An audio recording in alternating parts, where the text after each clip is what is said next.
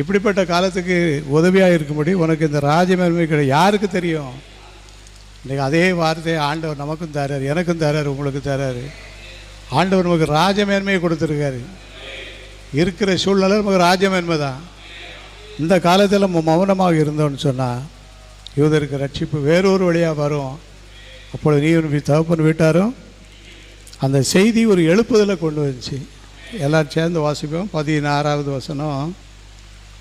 நீர் சூசானில் இருக்கிற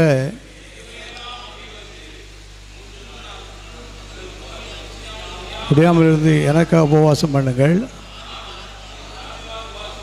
உபவாசம் பண்ணுவோம்.